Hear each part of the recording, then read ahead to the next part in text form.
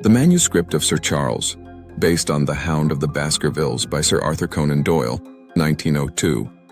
The morning fog had barely lifted from Baker Street when Dr. James Mortimer arrived at 221B, clutching a worn leather portfolio against his chest. His tall, angular frame filled the doorway as he entered the sitting room where Sherlock Holmes and Dr. Watson awaited him.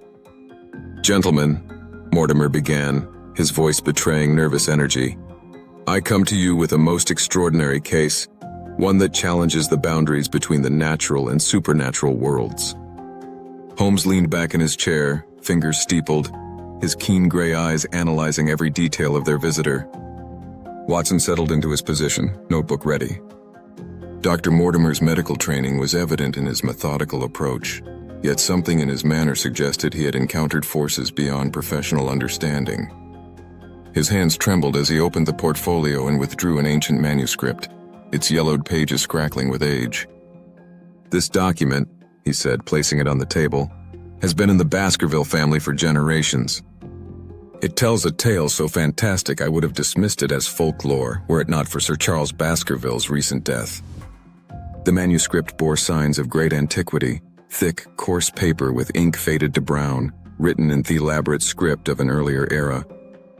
"The story begins with Hugo Baskerville," Mortimer continued, his voice dropping, "a man of such dissolute character that his name became synonymous with evil throughout Devon.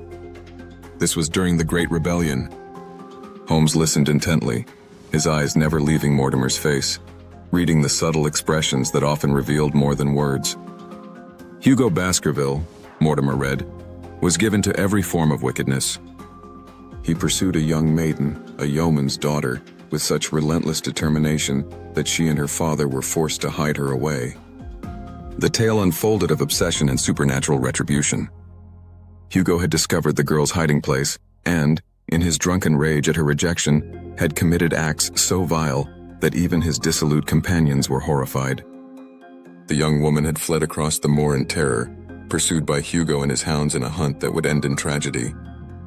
When Hugo's body was discovered on the moor," Mortimer continued, his voice barely above a whisper, "his companions found standing over him a great black beast, shaped like a hound but larger than any hound that mortal eye had ever seen.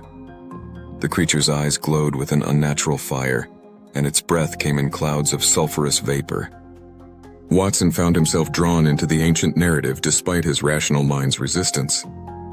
The manuscript's authenticity was undeniable, and Mortimer's distress suggested recent events had given this old legend terrible new relevance.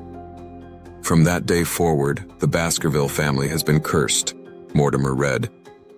"Generation after generation has fallen victim to this spectral hound, dying sudden deaths upon the moor. The beast appears to those who bear the Baskerville name, stalking them through fog and darkness until it claims another victim." Holmes remained silent throughout the recitation, but Watson could see the wheels of his analytical mind turning.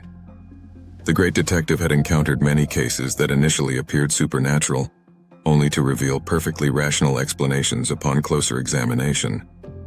Sir Charles Baskerville, Mortimer concluded, was the latest to fall victim to this family curse. His body was found near the famous Yew Alley at Baskerville Hall, his face contorted with an expression of absolute terror.